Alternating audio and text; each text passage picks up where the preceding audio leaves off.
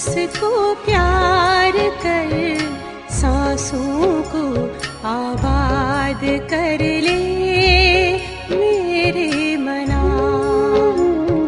शिव बाबा को याद कर, जी भर उसको प्यार कर, सांसों को आबाद कर ले मेरे मना।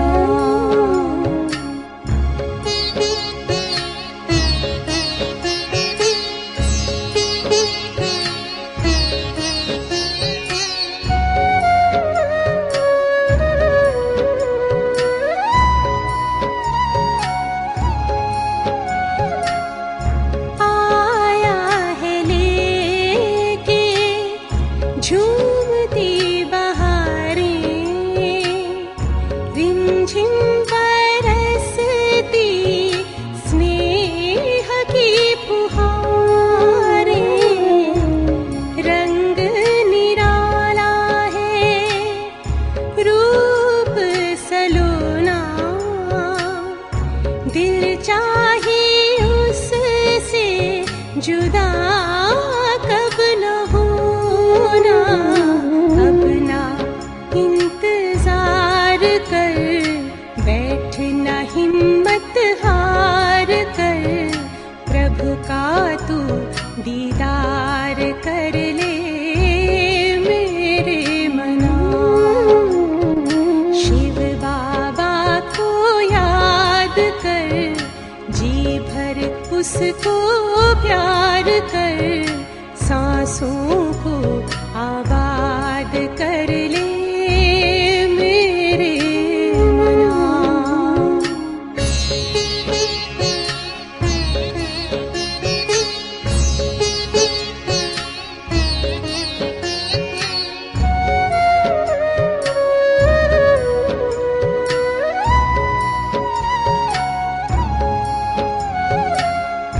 यादों की लहरों में जो लहराए,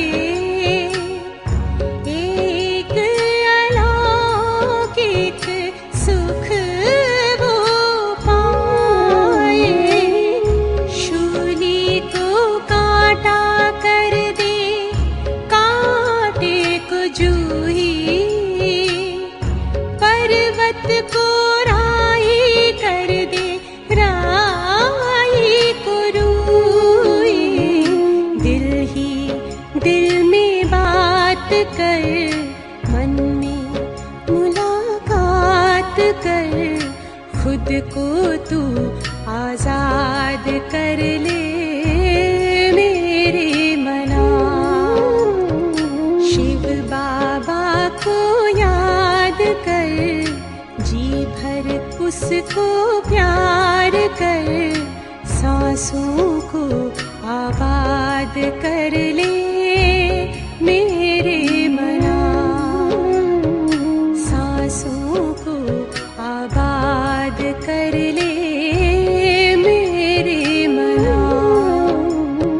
सांसों को आबाद कर ले मेरे मना।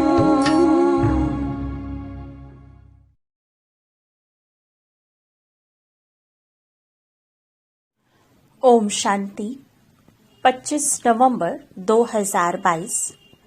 प्यारे बाप दादा के मधुर महावाक्य।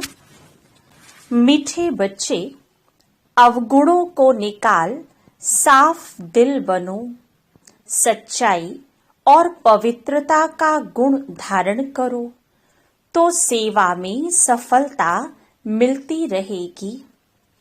प्रश्न, तुम ब्राह्मण बच्चों की कर्मातीत अवस्था कब और कैसे बनेगी? उत्तर, जब लड़ाई का सामान पूरा तैयार हो जाएगा तब तुम सबकी कर्मातीत अवस्था नंबरवार बन जाएगी। अभी रेस चल रही है। कर्मातीत बनने के लिए पुरानी दुनिया से बुद्धि निकल जानी चाहिए। शिव बाबा जिनसे 21 जन्मों का वर्षा मिलता है, उनके सिवाय दूसरा कोई याद न आए। पूरा पवित्र बनो। गीत मुखड़ा देख ले प्राणी। ओम शांति। जबकि बेहद का बाप बच्चों को मिला है और बच्चों ने पहचाना है, अब हर एक महसूस करते हैं कि हम कितना पापात्मा थे और कितना पुण्य आत्मा बन रहे हैं। जितना जितना श्रीमत पर चलेंगे, उतना जरूर बाप को फॉलो करेंगे। बच्चों के आगे एक तो यह चित्र है और दिलवाड़ा मंदिर भी पूरा यादगार है। गीत भी गाते हैं दूर देश के रहने वाले। अब पराये देश पतित शरीर में आए हैं। बाप खुद कहते हैं, यह पराया देश है। पराया किसका? रावण का। तुम भी पराये देश अथवा रावण राज्य में हो। भारतवासी पहले राम राज्य में थे, इस समय पराये अर्थात रावण राज्य में है। शिव बाबा तो विचार सागर मंथन नहीं करते। यह ब्रह्मा विचार सागर मंथन कर समझाते हैं कि यह जो जैनी लोग हैं, उनका यह दिलवाड़ा मंदिर है। यह जो चैतन्य होकर गए हैं, उनका ही जड़ यादगार है। आदि देव आदि देवी भी बैठे हैं। ऊपर में स्वर्ग है। अब अगर जो उन्हों के भगत हैं, उन्हों को ज्ञान मिले तो अच्छी तरह समझ सकते हैं कि बरोबर नीचे राजयोग की शिक्षा ले रहे हैं। ऊपर में भी प्रवृत्ति मार्ग, नीचे भी प्रवृत्ति मार्ग। कुमारी कन्या अधर कन्या का चित्र भी है। अधर कुमार और कुमार भी हैं। तो मंदिर में आदि देव ब्रह्मा भी बैठा है और बच्चे भी बैठे हैं। अब तुम समझ गए हो कि ब्रह्मा सरस्वती ही राधे कृष्ण बनते हैं। ब्रह्मा की आत्मा का बहुत जन्मों के अंत का जन्म है। यह बाप और बच्चों का यादगार है। ऐसे तो नहीं 1000 लाख चित्र रखेंगे। मॉडल में थोड़े चित्र रखे जाते हैं। यह है जड़ और हमारा है चैतन्य, जिन्होंने कल्प पहले भारत को स्वर्ग बनाया है। उन्हों का यादगार है। जगत अम्बा जगत पिता और उनके बच्चे हैं। मेजॉरिटी माताओं की होने के कारण बी की नाम लिख दिया है। मंदिर में भी कुमारी कन्या और अधर देवी हैं। अंदर जाएंगे तो हाथियों पर मेल्स के चित्र हैं। यह सब बातें तुम बच्चे ही समझ सकते हो। तुम अभी साफ दिल बनते हो। आत्मा से अवगुण निकाल रहे हो।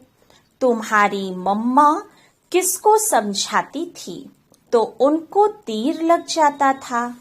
उनमें सच्चाई पवित्रता थी भी कुमारी।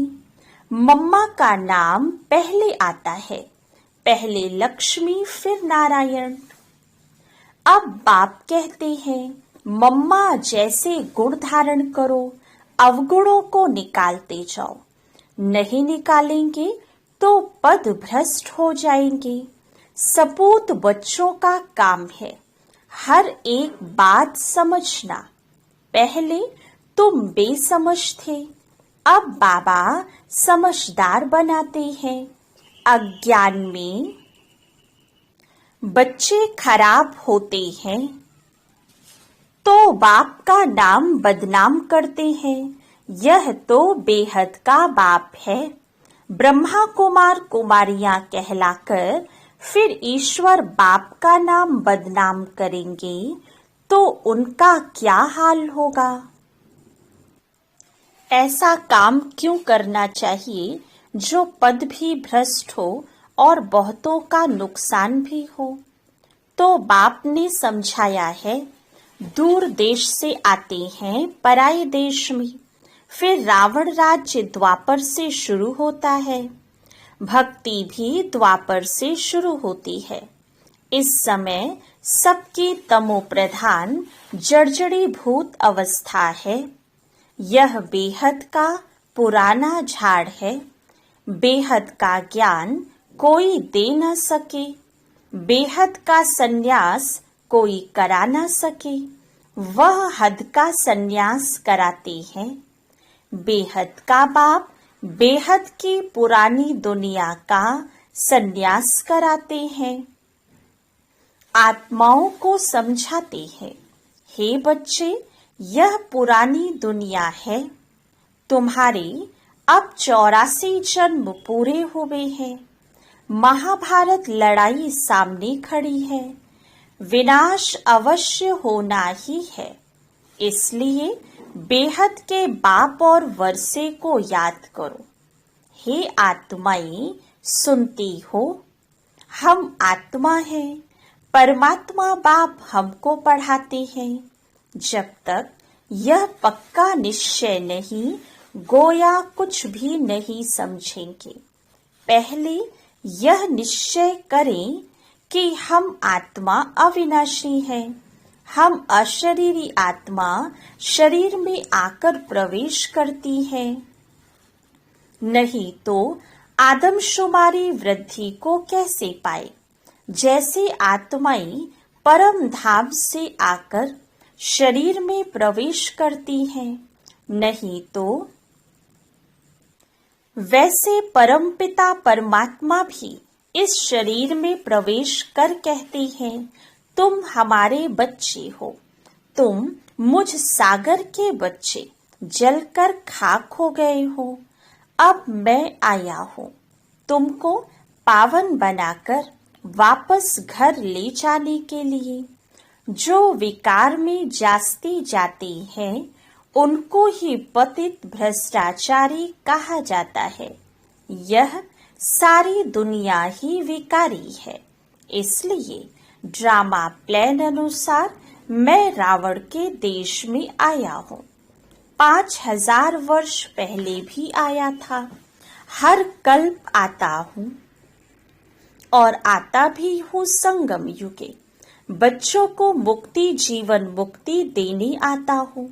सतयुग में है जीवन मुक्ति, बाकी सब मुक्ति में रहते हैं। तो भी इतनी सब जो आत्माएं हैं उनको ले कौन जाएगा।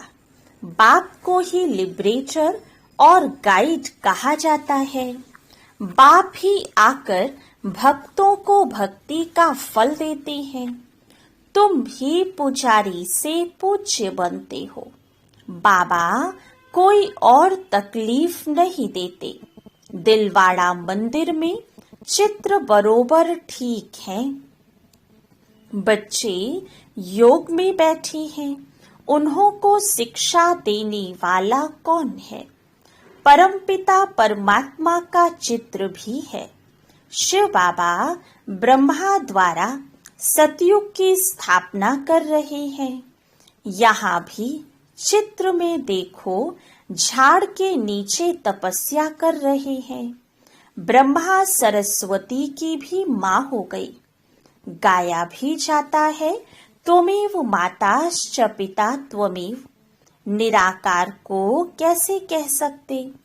इसमें उसने प्रवेश किया है तो यह माता बनी ना। सन्यासी तो निवृत्ति मार्ग वाले हैं। अपने मुख से कहते हैं यह हमारे फॉलोअर्स हैं। वे कहते हैं हम फॉलोअर्स हैं। यहाँ तो माता पिता दोनों है। इसलिए कहते हैं त्वमेव माताश्च पिता त्वमेव। बंधु भी है जिसमें प्रवेश करते हैं वह भी पढ़ते रहते हैं तो सखा भी बन जाते हैं। शिव बाबा कहते हैं, मैंने ब्रह्मा द्वारा एडॉप्ट किया है, तुम राजयोग सीख रहे हो। शिव बाबा को अपना शरीर तो है नहीं। वहां मंदिर में लिंग रखा है। दिलवाड़ा का अर्थ कोई भी समझ ना सके। अधर कुमारी कुंवारी कन्या भी है। सिखलाने वाले शिव का भी चित्र है। स्वर्ग का मालिक बनाने वाला जरूर उस्ताद चाहिए। वहां श्री कृष्ण की तो बात नहीं। जहां ब्रह्मा बैठा है वहां श्री कृष्ण कैसे आए? श्री कृष्ण की आत्मा तपस्या कर रही है सुंदर बनने के लिए। अभी वह श्याम है। ऊपर में वैकुंठ के सुंदर चित्र खड़े हैं। ब्राह्मण ब्राह्मणियां ही फिर देवता बनेंगे। तुम ही ऐसा बनाने वाला सबसे ऊंचा है। तो यह दिलवाड़ा मंदिर भी सबसे ऊंचा है। तुम बच्चे ज्ञान तो सबको देते हो, लेकिन कई समझते हैं कि ज्ञान में आकर पति पत्नी दोनों साथ रहते, पवित्र रहे। यह तो बहुत बड़ी ताकत है। परंतु यह नहीं समझते कि यह सर्वशक्तिमान बाप की ताकत है। बाप देखो स्वर्ग की कितनी भीति देते हैं। बच्चे पवित्र बनो तो स्वर्ग के मालिक बन जाएंगे। माया के तूफान तो बहुत आएंगे। बाप कहते हैं, बच्चे तुम कितना फर्स्ट क्लास थे, तुमको क्या हो गया? बाबा झट बताएंगे। इस समय ब्राह्मणों की माला में नंबर वार कौन कौन है, परंतु सब कायम नहीं रहेंगे। बाबा बताते हैं, कमाई में दशाएं बैठती है ना। किसको राहु की दशा बैठती है तो फिर छोड़ चले जाते हैं पुरानी दुनिया में। कहते हैं हमसे मेहनत नहीं होती है, बाबा को याद नहीं कर सकते। नहीं कहने से नास्तिक बन जाते हैं। दशाएं फिरती रहती हैं। माया के तूफान आने से ढीले हो जाते हैं। अगर भागंती हो गया तो समझेंगे श्याम बन गया। यहाँ आते हैं सुंदर बनने। तुम ब्राह्मण कुल वाले श्याम से सुंदर बन रहे हो। यहाँ बहुत जबरदस्त कमाई है। बच्चे जानते हैं मम्मा बाबा लक्ष्मी नारायण बनेंगे। बच्चे कहते हैं, बाबा हम भी आप जैसा पुरुषार्थ कर जरूर तख्त नशीन बनेंगे, वारिस बनेंगे। परंतु फिर भी ग्रहचारी बैठ जाती है। चलन भी अच्छी चाहिए। तुम्हारा धंधा है घर घर में संदेश पहुंचाना कि शिव बाबा को याद करो तो विकर्म विनाश होंगे। विनाश सामने खड़ा है।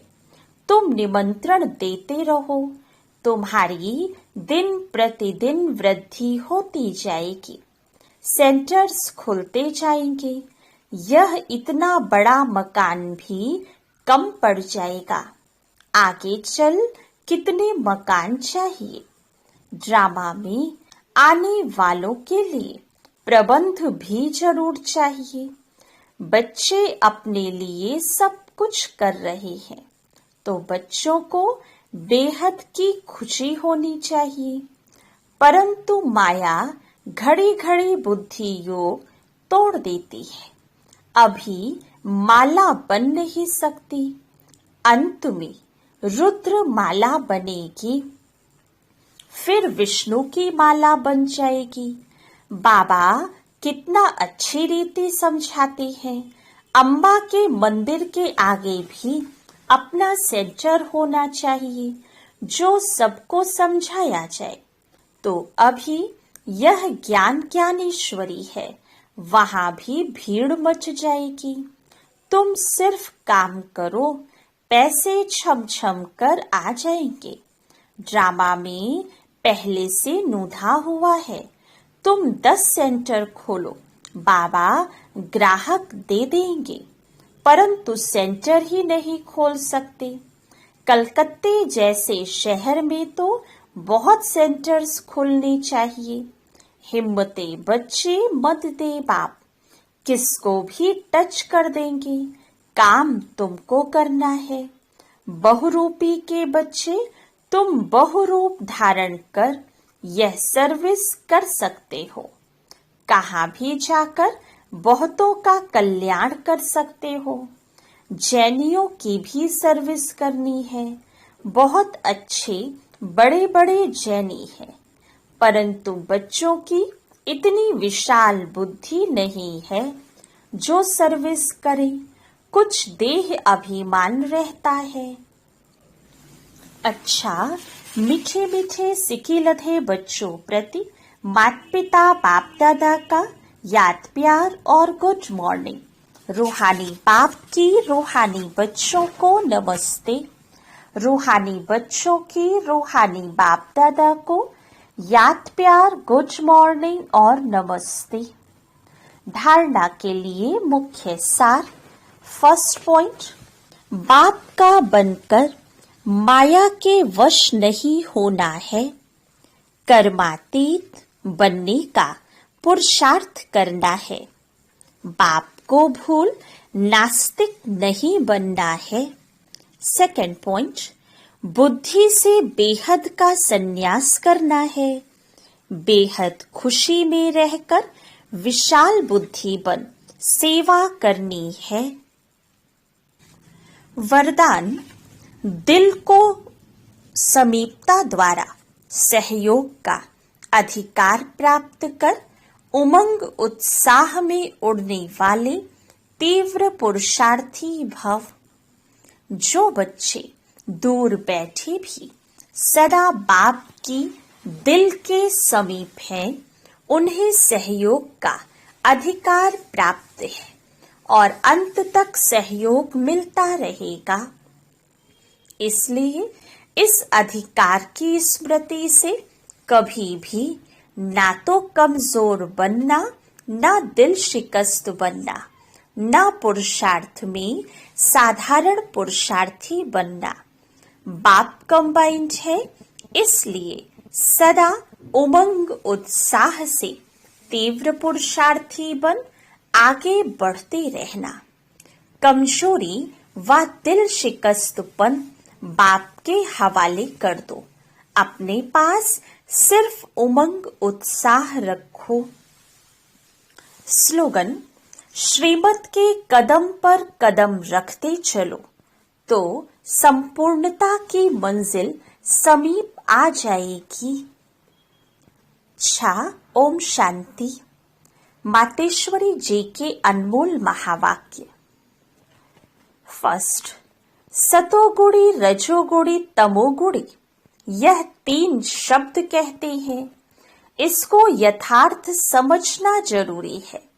मनुष्य समझते हैं यह तीनों गुण इकट्ठे चलते रहते हैं, परंतु विवेक क्या कहता है? क्या यह तीनों गुण इकट्ठे चले आते हैं? वह तीनों गुणों का पार्ट अलग अलग युग में होता है। विवेक तो ऐसे ही कहता है कि यह तीनों गुण इकट्ठे नहीं चलते। जब सतयुग है तो सतोगुण है, द्वापर है तो रजोगुण है और कलयुग है तो तमोगुण है। जब सतो है तो तमो रजो नहीं, जब रजो है तो फिर सतो गुण नहीं है। यह मनुष्य तो ऐसे ही समझकर बैठे हैं कि यह तीनों गुण इकट्ठे चलते आते हैं। यह बात कहना सरासर भूल है। वो समझते हैं जब मनुष्य सच बोलते हैं, पाप कर्म नहीं करते हैं, तो वो सतोगुणी होते हैं। परंतु विवेक कहता है जब हम कहते हैं सतोगुण, तो इस सतोगुण का मतलब है संपूर्ण सुख। गोया सारी सृष्टि सतोगुणी है। बाकी ऐसे नहीं कहेंगे कि जो सच बोलता है वो सतोगुणी है और जो झूठ बोलता है वो कलयुगी तमोगुणी है। ऐसे ही दुनिया चलती आती है। अब जब हम सतयुग कहते हैं तो इसका मतलब है सारी सृष्टि पर सतोगुण सतो प्रधान चाहिए। हाँ, कोई समय ऐसा सतयुग था जहाँ सारा संसार सतोगुणी था। अब वो सतयुग नहीं है, अभी तो है कलयुगी दुनिया। गोया सारी सृष्टि पर तमो प्रधानता का राज्य है। इस तमोगुणी समय पर फिर सतोगुण कहाँ से आया? अब है घोर अंधियारा, जिसको ब्रह्मा की रात कहते हैं। ब्रह्मा का दिन है सतयुग और ब्रह्मा की रात है कलयुग, तो हम दोनों को मिला नहीं सकते। सेकंड, इस कलयुगी संसार को असार संसार क्यों कहते हैं? क्योंकि इस दुनिया में कोई सार नहीं है। माना कोई भी वस्तु में वो ताकत नहीं रही, अर्थात सुख शांति पवित्रता नहीं है। जो इस सृष्टि पर कोई समय सुख शांति पवित्रता थी, अब वो ताकत नहीं है, क्योंकि इस सृष्टि में 5 भूतों की प्रवेशता है। इसलिए ही इस सृष्टि को भय का सागर अथवा कर्म बंधन का सागर कहते हैं। इसलिए ही मनुष्य दुखी हो परमात्मा को पुकार रहे हैं, परमात्मा हमको भव सागर से पार करो। इससे सिद्ध है जरूर कोई अभय अर्थात निर्भयता का भी संसार है जिसमें चलना चाहते हैं। इसलिए इस संसार को पाप का सागर कहते हैं, जिससे पार कर पुण्य आत्मा वाली दुनिया में चलना चाहते हैं। तो दुनियाएं 2 है, एक सतयुगी सार वाली दुनिया, दूसरी है कलयुगी असार की दुनिया। दोनों दुनियाएं इस सृष्टि पर होती हैं। अच्छा, ओम शांति।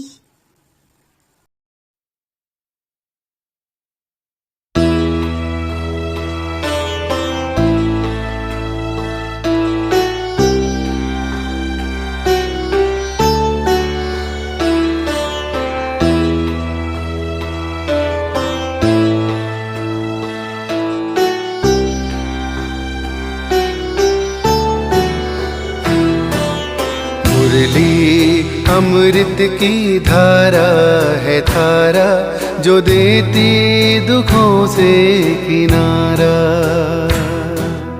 मुरली अमृत की धारा है धारा, जो देती दुखों से किनारा। भूले जीवन में हो जा शिव बाबा मुरली में समझा। भूले जीवन में हो जा शिव बाबा मुरली में समझा।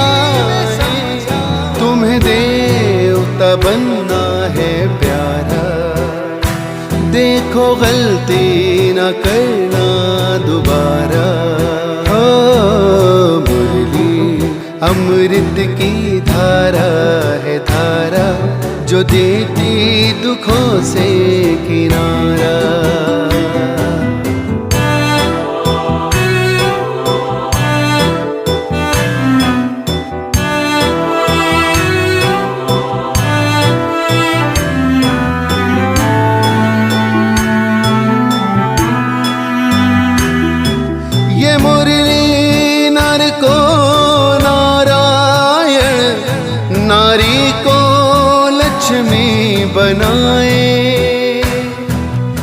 मुरली नर को नारायण, नारी को लक्ष्मी बनाए।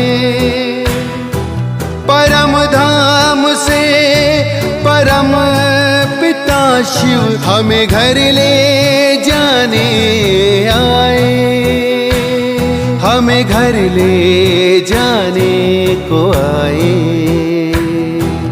चारों युगों में जो खेल हुआ वो पूरा होने को आया।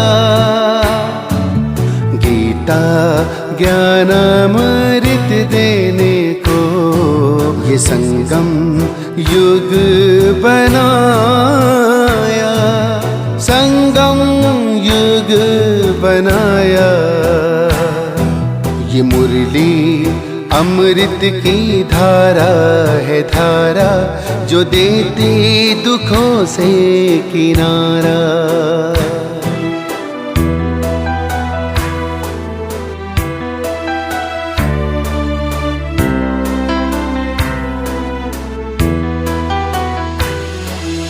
पंचामृत जल अग्नि पवन, धरती और गगन है। चार दिशाएं चार फिजाएं, चारों युगों को नमन है, चारों युगों को नमन है। सांसों के तार जुड़े प्रभु से, मुरली दिखाए नजारे। ये प्रभु पाती ही पढ़ लो सजनी, साजन लाए हमारे, साजन लाए हमारे। मुरली में जो समा जाए वो फरिश्ता बन जाए प्यारा।